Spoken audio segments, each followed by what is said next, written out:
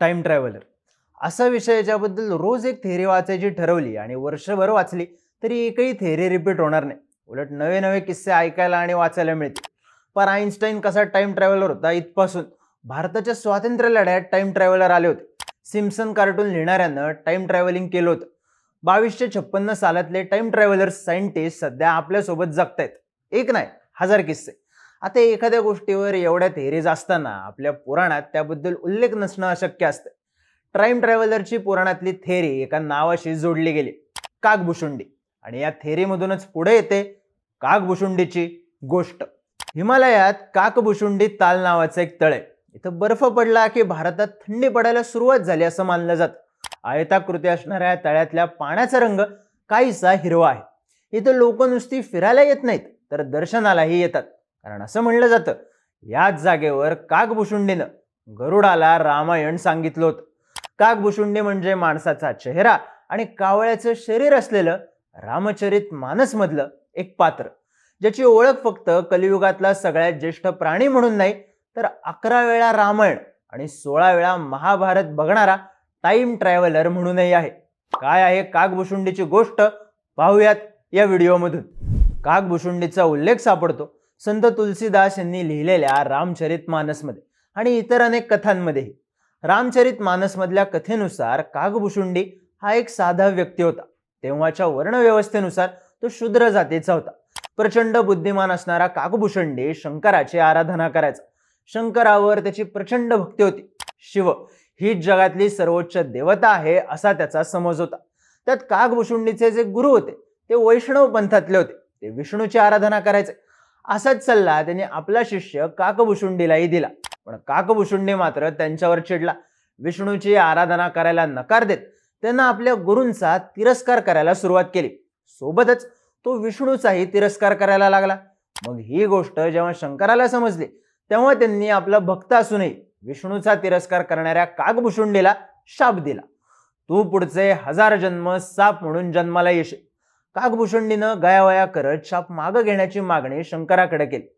शंकरानं शाप मागे घेतला नाही, उशापही दिला नाही, पण एक आशीर्वाद मात्र दिला की हे 1000 जन्म संपले की तू ऋषी म्हणून जन्माला येशील आणि रामभक्त होशील. रामचरित मानसमधल्या कथेनुसार काकभूषुंडीचा पहिला जन्मही अयोध्येमधलाच होता आणि सर्पयोनीमधले 1000 जन्म संपल्यानंतर काकभूषुंडी पुन्हा अयोध्येमध्ये जन्माला आला. या जन्मात त्याला लोमश ऋषी नावाचे गुरु भेटले. त्यांच्याकडून काकभूषुंडी दीक्षा शिक्षण घेत होता. पण लोमश ऋषी निर्गुण पुजारी होते. ते मूर्ती पूजनाला प्रमाण मानत नव्हते. काकभूषुंडीनं यावर आक्षेप घेतला आणि लोमश ऋषींचा तिरस्कार करायला सुरुवात केली. मग चिडलेल्या लोमश ऋषींनी त्याला शाप दिला की तू कावळा होशील.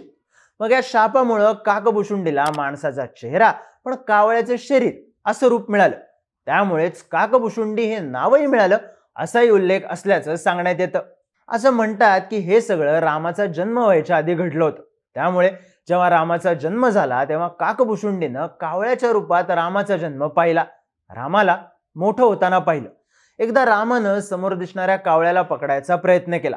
पण तेव्हा काकभूषुंडीच्या मनात राम खरंच दिव्य पुरुष विष्णूचा अवतार आहे का याबद्दल शंका निर्माण झाली आणि त्यानं रामाच्या हातातून निष्ठत उडून जायचा प्रयत्न केला. त्यानं आकाशात उंच उडायचा प्रयत्न केला खरा, पण त्याला आपण सतत रामाच्या जवळच आहोत असा भास व्हायला लागला.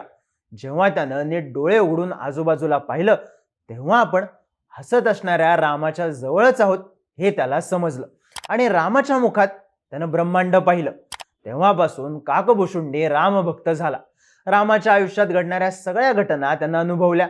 राम हा विष्णूचा अवतार असल्यानं शंकराच्या आशीर्वादानुसार काकभूषुंडी विष्णू भक्तही झाला. रामचरित मानसमध्ये असं सुद्धा लिहिण्यात आलंय की या रामभक्तीच्या बदल्यात रामानं काकभूषुंडीला वरदान दिलं की मी तुला मोक्षाची प्राप्ती करून देईन. पण त्याच वेळी काकभूषुंडीनं वरदान मागितलं की मला या कावळ्याच्या रूपातच राहायचंय आणि पुन्हा पुन्हा विष्णू अवतारही बघायचाय. त्यामुळे रामानं मोक्ष प्राप्तीऐवजी काकभूषुंडीला तुला हवं तेव्हा रामायण आणि महाभारत अनुभवता येईल. कलियुगाच्या अस्तापर्यंत तू पृथ्वीवर राहशील.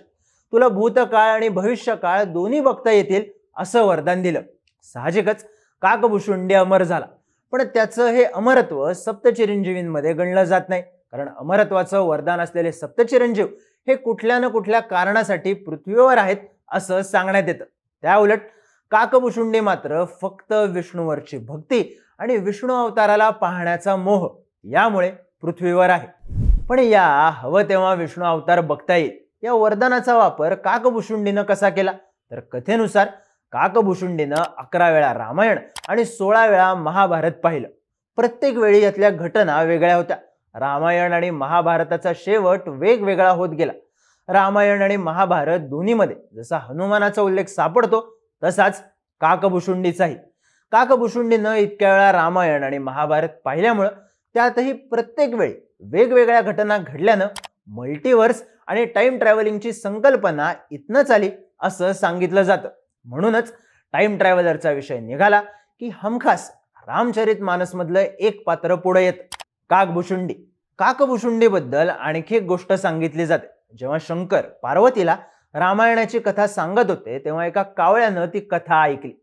चिडलेल्या शंकरानं त्याला सर्पयोनीत जन्मण्याचा शाप दिला आणि रामभक्त होण्याचा आशीर्वाद दिला.